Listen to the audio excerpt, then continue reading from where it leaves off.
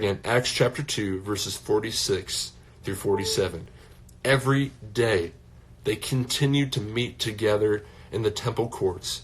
They broke bread daily in their homes and ate together with a glad and sincere heart, praising God and enjoying the favor of all the people. What do I take away from this? In short, we are called to gather together more than just a week. We're called to be glad and have sincere hearts, praising God and enjoying each other's company. Though we can't do that in person, we are called to do that over means like this.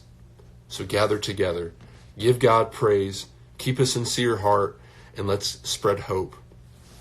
See, I wrote, buildings can't contain it, a virus won't stop it. We're talking about the church.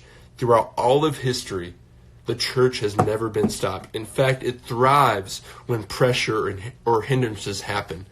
Do you understand that the church, when it has been persecuted the most, there's a formula almost for it to exponentially grow. When it is hindered, we have an incredible opportunity to go and grow the church. So this is not taking God by surprise. This is not like throwing off his throne. He has seen this. He knew it was coming. So to us together, he has put a plan in place. Miss Joy I know I'm not going to try to be distracted by the comments, but Miss Joy said, we are the unstoppable church, right? And so God is not rocked. He has seen this coming, and he has called us for such a time as this to build the church, build community wherever we are, wherever context we have. We are called to go forth and be on mission as a church.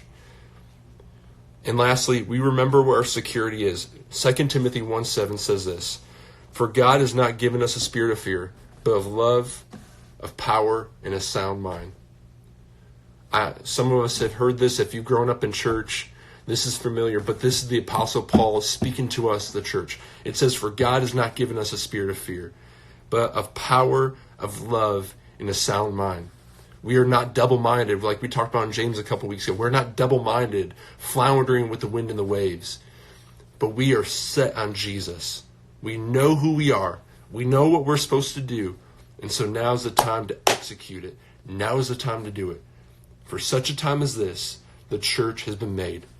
And throughout all of history, we can see this commonality of the church, that when pressure and when hindrances come, the church actually doesn't shrink back, but it actually explodes and it grows. So that is what we are called to do. So let's do our part and be faithful with it. Also, Romans 8 is a great chapter of scripture to read. It talks about how we're overcomers, that we cannot be separated from the love of God. So I want to encourage you with that you, as a believer, as a Christian, that you have Jesus living inside of you, and you have the DNA of Jesus Christ living inside of you, and he is someone that has overcome the world. And because of that, we get to overcome the world. So we don't walk in fear, although we do walk in wisdom. I'm not saying like go and get sick and spread it to everybody. God has given us a brain, and he's given us wisdom. But what I'm saying is we don't operate from a place of fear or timidity. We operate from a place filled with hope and filled with the Spirit of God. And we do this together. All right? So that's all I have. In short, the union takeaway for tonight. If you don't get anything else, this is it. Be intentional how we can be the church. Spread the hope and love that we have in Jesus. So be intentional and how we can be the church. How you can do that in your personal life. How you can do that in your own life.